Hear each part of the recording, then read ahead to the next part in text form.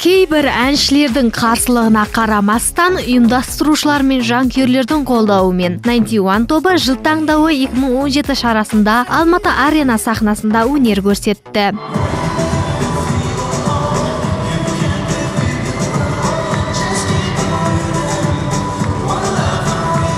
Осыдан тура бір жыл бұрын жыл таңдауы сыйлығын алған 91 тобы осы қуанышты тағы да қайталады. Жыл бойы толассыз еңбек еткен топ жаңа әндер де жаздырып, бейнебаяндар да түсірді. Фильм мен телесериал түсіріп, әлі де жұмыстарын жалғастыруда. Нәтижесі міне, 91 жыл таңдауы 2017 ұлттық музыкалық сыйлығына ие болды.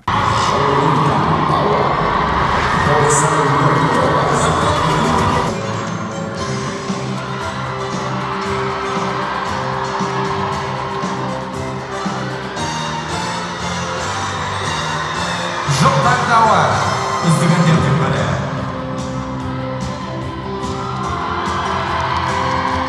Өз кезектерінде кей-поп жанрын дамытуға күш салып жүрген мемберлер жанкүйерлеріне Eagles'ға алғыстарын жаудырды.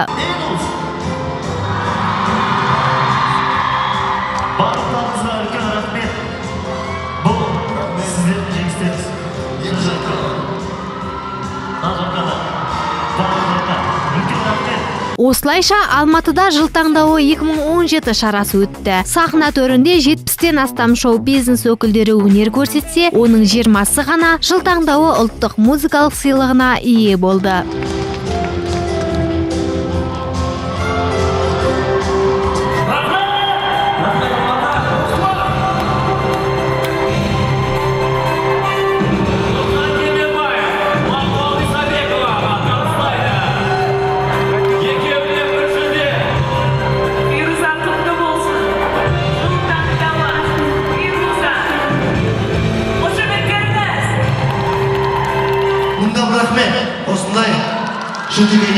Биылғы марапат кешін 10 жүргізуші жүргізді. Бірнеше сағаттарға созылған концерттің жүргізушілері жұлдызды жұп Тоқтар мен Бейбіт, Құралай Анарбекова, Тәуекел Мүсілім, Дәулет Бижанов, Нұрсұлтан Құрман, Әсел Асқар, Ләйла Сұлтан, Майя Бекбаева, Ерке Есмақан және Юсуп Шим. Айта кетейік, Құлпынай иісі сериалы арқылы жақсы таныс түркиялық жұлдыз Юсуп Шим Алматыға осы кеш үшін арнайы келген.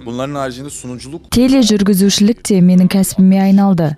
Осы уақытқа дейін 65 бағдарлама жүргіздім. Мұның жөні әншіліктен кино түсірілімдеріне мүлдем басқа. Егер қолымнан келіп тұрса, неге жасамасқа деп ойлаймын. Сонымен бұл кешке шетелдік жұлдыздардан Юсуп Шимнен өзге армениялық Лилит пен ресейлік Винтаж тобы шақырылған. Олар да өз кезектерінде сахнаны жандырып, жанды дауыста өнер көрсетті. Я очень люблю танцевать. Мен билегенді, ән айтқанды өте жақсы көремін, және осы екеуін бір уақытта бірге жасағанды тіпті жақсы көремін. Ән айтып тұрып билеген кезде сондай бір адреналин болады. Мен бүгінгі кештің қыза түсетініне сенімдімін. Рахмет сіздерге. Сонымен жылды қорытындылайтын осындай музыкалық жүлделер әншілер үшін қаншалықты керек? Әсіресе жас әншілерге не береді? Бұл туралы қазақ шоу-бизнес өкілдерінің өздері сыр ақтарсын. Бұл жерде енді әрбір тыңдарман, халық өз бағасын беріп жатады.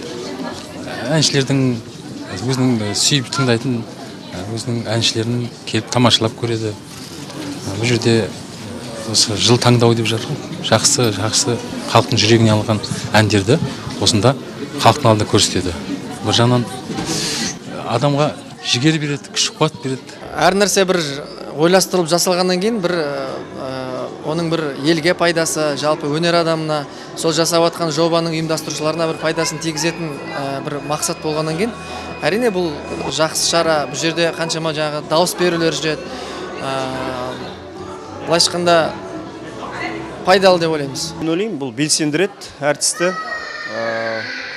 Жалпы адам өзін біледі ғой, не бостан-бос жұмыс жасамай жатқанына, былай қысқаша мотивировать етеді. Сол ғана. Бірақ оған алданып қалмау керек. Себебі бұл нақты енді сен 100% өзіңе көп нәрсе алуға болмайды. Бұл жай ғана бір былай айтқанда темір терсек, сол сен тоқтатпау керек. Мемлекетте шынында да бүткіл осындай әншілердің басын қосып, бір жағынан тек қана Қазақстан емес, ұлттық жүлде деп жатыр ғой, шетелден де келіп жатыр. Бұл керек, өйткені мәдени алмасу бар бұл жерде. шет елдің азаматтары келіп бізге өнерін көрсетіп жатыр. Мысалы үшін қалай айтсақ болады, үлкен бір ұйымдастыру, үлкен деңгейде. Мынау қарап тұрсыз ба, халықаралық деңгейге, стандартқа сай концерт бұл. Енді әрине бүкіл Қазақстан назарын тігеді осы күні, Құдай қаласа, жыл таңдауға, Алла бұйыртса. Енді үлкен тарихта қалатын апаларымыз бен ағаларымыз шығып жатқан кезде, сол кісілердің бір ырым ретінде, сол кісілердің бір атақ абыройы, сол кісілердің жол бұйырсын деген мақсатпен шақырылып отырған шығармыз деп ойлаймын. Бұйырса енді Құдай қаласа, сол кісілердің қалай жарқырап шыққанын, халықтың қалай қошеметін барлығын көріп, біз де сондай болуға талпынамыз әрине, осы көріністерден кейін. Жыл таңдауы 2017 кешінің ұйымдастырылуына көңілі толғандар да, толмағандар да бар. Тіпті менің тобым жүлде алмады деп ренжіп жатқан продюсерлер де табылды. Дегенмен, жыл бойы еңбек еткен әртіс дауыс беру арқылы халықтың сүйіктісі екенін дәлелдегендей.